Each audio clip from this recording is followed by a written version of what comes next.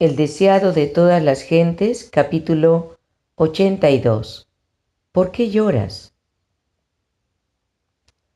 Las mujeres que habían estado al lado de la cruz de Cristo esperaron velando que transcurrieran las horas del sábado. El primer día de la semana, muy temprano, se dirigieron a la tumba, llevando consigo especias preciosas para ungir el cuerpo del Salvador. No pensaban acerca de su resurrección de los muertos. El sol de su esperanza se había puesto y había anochecido en sus corazones. Mientras caminaban, relataban las obras de misericordia de Cristo y sus palabras de consuelo, pero no recordaban sus palabras: os volveré a ver. Ignorando lo que ya había sucedido, se acercaron al huerto diciendo mientras andaban: ¿quién nos removerá la piedra de la entrada del sepulcro? Sabían que no podrían mover la piedra, pero seguían adelante. Y he aquí, los cielos se iluminaron de repente con una gloria que no provenía del sol naciente. La tierra tembló. Vieron que la gran piedra había sido apartada. La sepultura estaba vacía. Las mujeres no habían ido todas a la tumba desde la misma dirección. María Magdalena fue la primera en llegar al lugar, y al ver que la piedra había sido sacada, se fue presurosa para contarlo a los discípulos. Mientras tanto, llegaron las otras mujeres. Una luz resplandecía en derredor de la tumba, pero el cuerpo de Jesús no estaba allí. Mientras se demoraban en el lugar, vieron de repente que no estaban solas. Un joven vestido de ropas resplandecientes estaba sentado al lado de la tumba. Era el ángel que había apartado la piedra. Había tomado el disfraz de la humanidad con el fin de no alarmar a esas personas que amaban a Jesús. Sin embargo, todavía brillaba en derredor de él la gloria celestial, y las mujeres temieron. Se dieron vuelta para huir, pero las palabras del ángel detuvieron sus pasos. Les dijo: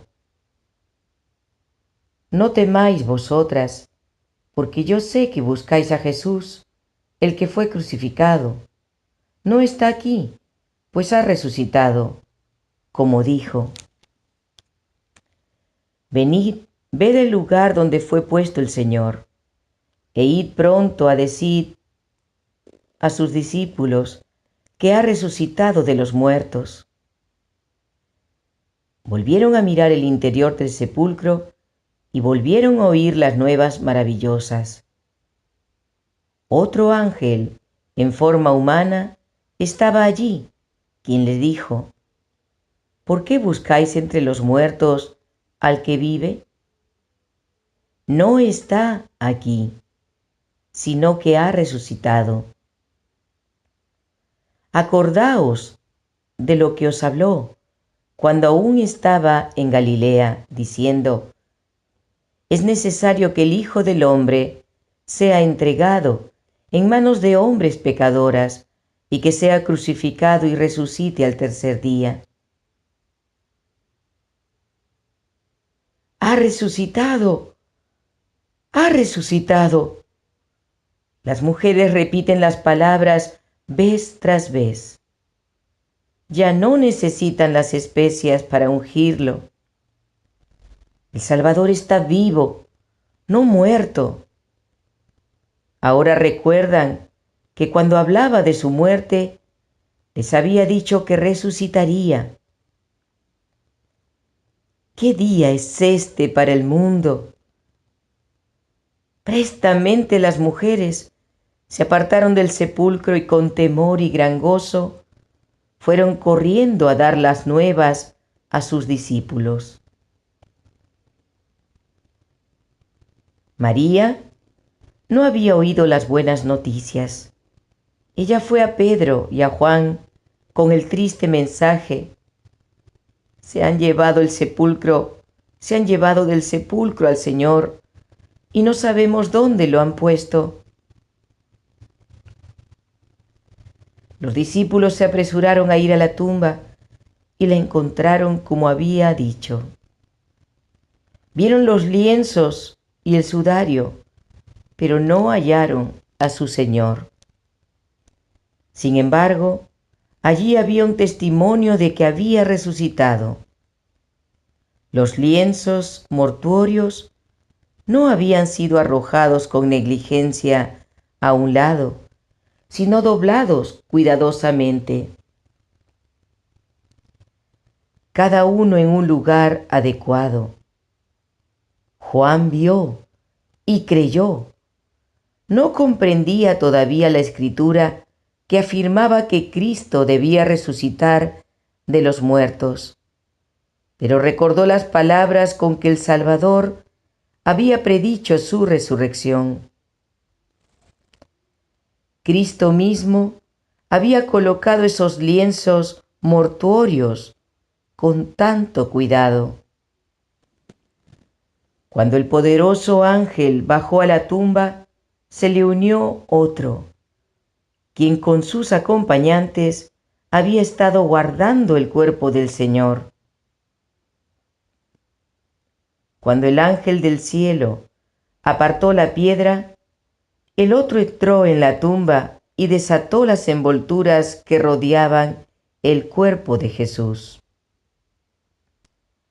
Pero fue la mano del Salvador la que dobló cada una de ellas y la puso en su lugar. A la vista de quien guía tanto a la estrella como el átomo, no hay nada sin importancia. A la vista de quien dobló cada una de ellas,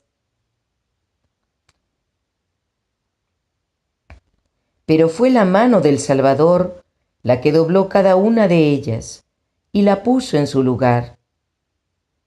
A la vista de quien guía tanto a la estrella como al átomo, no hay nada sin importancia.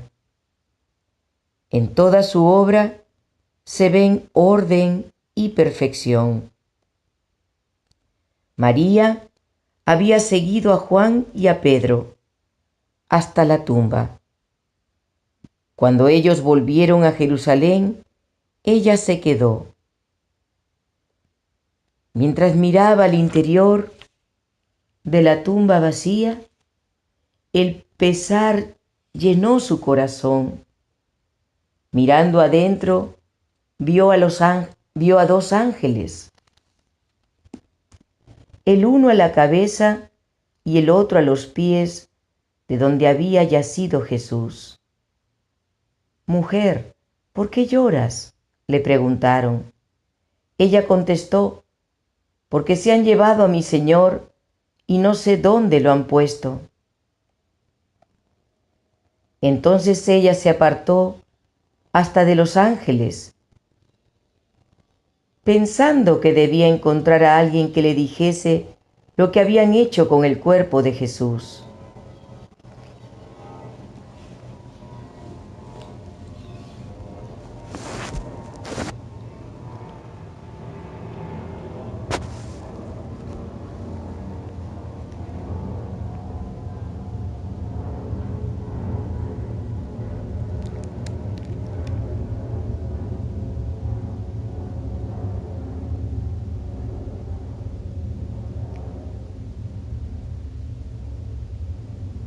Entonces ella se apartó hasta de los ángeles, pensando que había que encontrar a alguien que le dijese lo que habían hecho con el cuerpo de Jesús. Otra voz se dirigió a ella. «Mujer, ¿por qué lloras? ¿A quién buscas?» A través de sus ojos opacados por las lágrimas, María vio la forma de un hombre y pensando que fuese el hortelano, dijo: «Señor, si tú lo has llevado, dime dónde lo has puesto y yo lo llevaré». Si pensaban que esa tumba de un rico era demasiado honrosa para servir de sepultura para Jesús, ella misma proveería un lugar para él. Había una tumba que la propia voz de Cristo había vaciado, la tumba donde Lázaro había estado. ¿No podría encontrar allí un lugar de sepultura para su Señor? Sentía que cuidar de su precioso cuerpo crucificado sería un gran consuelo para ella en su pesar. Pero ahora, con su propia voz familiar, Jesús le dijo: «María». Entonces supo que no era un extraño el que se dirigía a ella, y volviéndose, vio delante de sí al Cristo vivo. En su gozo se olvidó de que había sido crucificado. Precipitándose hacia él, como para abrazar sus pies, dijo: «Raboní». Pero Cristo alzó la mano diciendo: «No me detengas, porque aún no he subido a mi Padre. Mas ve a mis hermanos y diles: subo a mi Padre y a vuestro Padre, a mi Dios y a vuestro Dios». Y María se fue a los discípulos con el gozoso mensaje.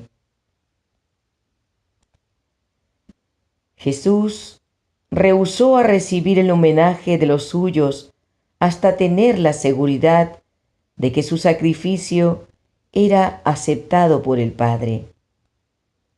Ascendió a los atrios celestiales y de Dios mismo oyó la seguridad de que su expiación por los pecados de los hombres había sido amplia, de que a través de su sangre todos podían obtener vida eterna.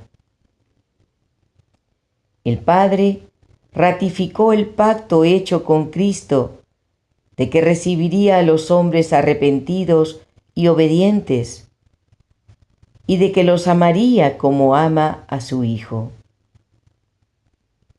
Cristo debía completar su obra y cumplir su promesa de hacer más precioso que el oro fino al varón y más que el oro de Ofir al hombre.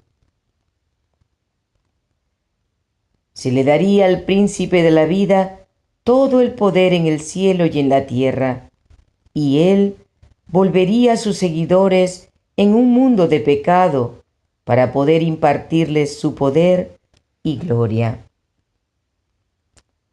Mientras el Salvador estaba en la presencia de Dios, recibiendo dones para su iglesia, los discípulos pensaban en su tumba vacía y se lamentaban y lloraban. El día de regocijo para todo el cielo era para los discípulos un día de incertidumbre, confusión y perplejidad. Su falta de fe en el testimonio de las mujeres da evidencia de cuán bajo había descendido su fe. Las nuevas de la resurrección de Cristo eran tan diferentes de lo que ellos habían esperado que no podían creerlas. Pensaban: son demasiado buenas para ser verdad. Habían oído tanto de las doctrinas y las así llamadas teorías científicas de los saduceos que era vaga la impresión hecha en su mente acerca de la resurrección. Apenas sabían lo que podía significar la resurrección de los muertos, eran incapaces de comprender ese gran tema. Los ángeles dijeron a las mujeres: «Id, decid a sus discípulos y a Pedro que él va delante de vosotros a Galilea. Allí lo veréis, como os dijo». Esos ángeles habían estado con Cristo como ángeles custodios durante su vida en la tierra. Habían presenciado su juicio y su crucifixión. Habían oído las palabras que él dirigiera a sus discípulos. Lo demostraron por el mensaje que dieron a los discípulos y que debiera haberlos convencido de su verdad. Esas palabras podían provenir únicamente de los mensajeros de su Señor resucitado. «Decid a sus discípulos y a Pedro», dijeron los ángeles. Desde la muerte de Cristo, Pedro había estado postrado por el remordimiento. Su vergonzosa negación del Señor y la mirada de amor y angustia que le dirigiera el Salvador estaban siempre delante de él. De todos los discípulos, él era quien había sufrido más amarguramente.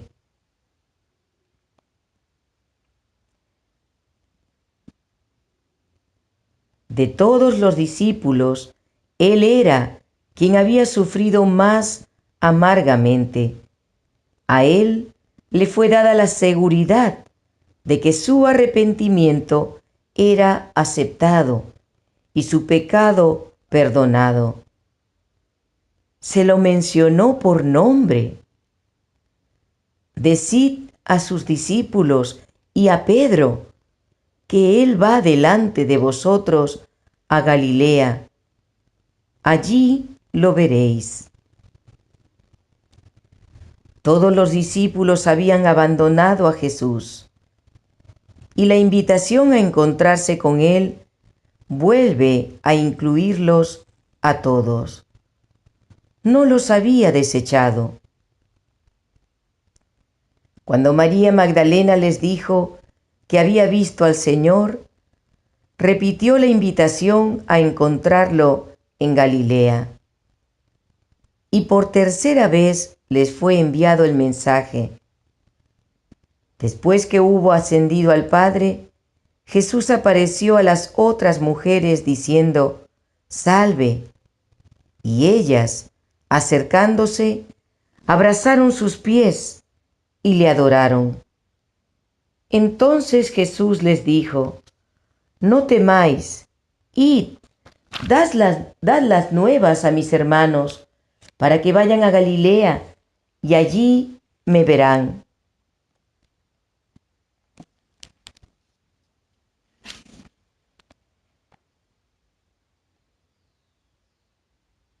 Después que hubo ascendido al Padre, Jesús apareció a las otras mujeres diciendo: «Salve». Y ellas, acercándose, abrazaron sus pies y lo adoraron. Entonces Jesús les dijo: «No temáis, id, dad las nuevas a mis hermanos, para que vayan a Galilea, y allí me verán». La primera obra que Cristo hizo en la tierra después de su resurrección consistió en convencer a sus discípulos de su no disminuido amor y su tierna consideración por ellos, para probarles que era su Salvador vivo, que había roto las ligaduras de la tumba y no podía ya ser retenido por la muerte enemiga, para revelarles que tenía el mismo corazón de amor que cuando estaba con ellos como su amado Maestro. Les apareció vez tras vez.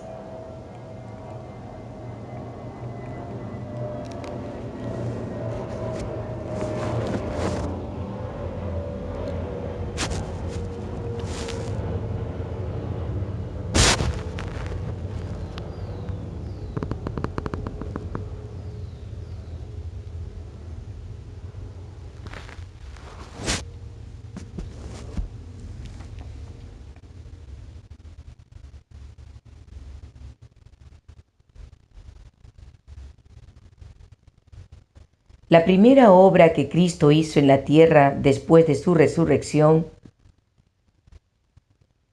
consistió en convencer a sus discípulos de su no disminuido amor y su tierna consideración por ellos, para probarles que era su Salvador vivo, que había roto las ligaduras de la tumba y no podía ya ser retenido por la muerte enemiga, para revelarles que tenía el mismo corazón de amor que cuando estaba con ellos como su amado Maestro, les apareció vez tras vez.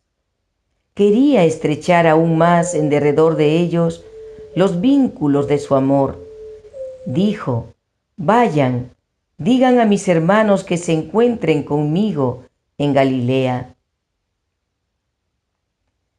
Al oír de esta cita, dada tan definidamente, los discípulos empezaron a recordar las palabras con que Cristo les predijera su resurrección. Pero ni aun así se regocijaron. No podían desechar su duda y perplejidad. Aun cuando las mujeres declararon que habían visto al Señor, los discípulos no querían creerlo. Pensaban que era pura ilusión. Una dificultad parecía acumularse sobre otra. El sexto día de la semana habían visto morir a su maestro.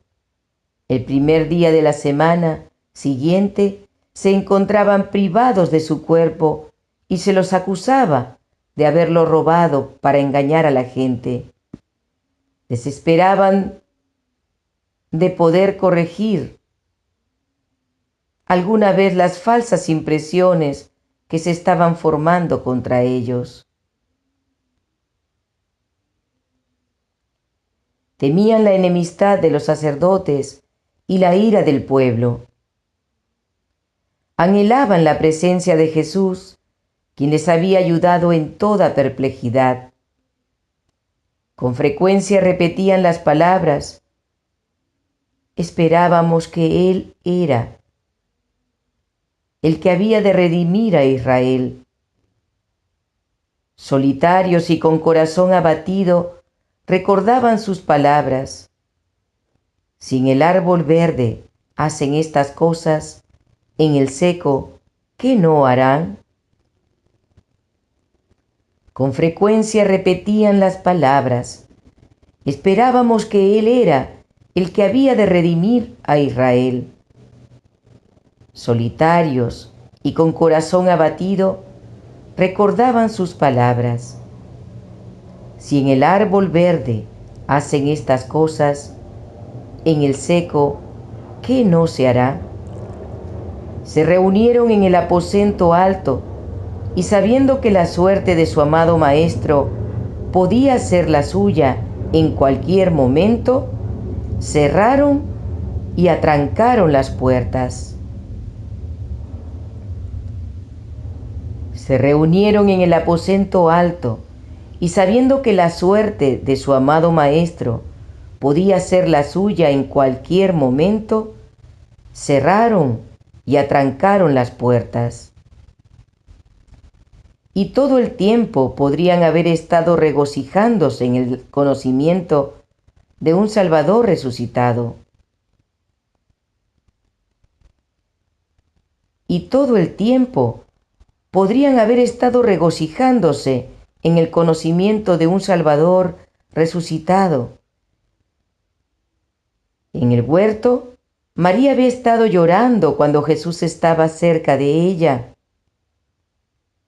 Sus ojos estaban tan cegados por las lágrimas que no lo reconoció. Y el corazón de los discípulos estaba tan lleno de pesar que no creyeron el mensaje de los ángeles ni las palabras de Cristo. ¿Cuántos todavía están haciendo lo que hicieron esos discípulos? ¿Cuántos repiten el desesperado clamor de María: se han llevado al Señor y no sabemos dónde lo han puesto? ¿A cuántos podrían dirigirse las palabras del Salvador: ¿por qué lloras? ¿A quién buscas?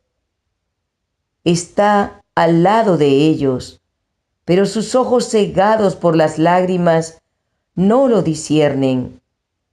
Les habla, pero no entienden.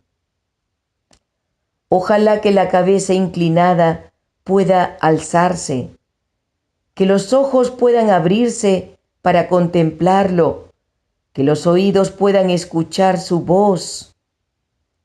Id pronto y decid a sus discípulos que ha resucitado.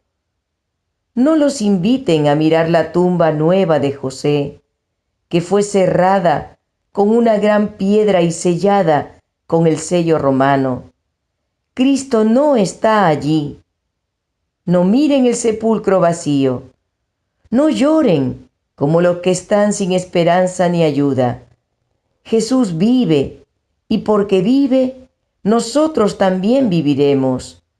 Brote de los corazones agradecidos y de los labios tocados por el fuego, santo el alegre canto. Cristo ha resucitado, vive para interceder por nosotros. Aprópiate de esta esperanza y ella sostendrá tu alma como un ancla segura y probada. Cree y verás la gloria de Dios.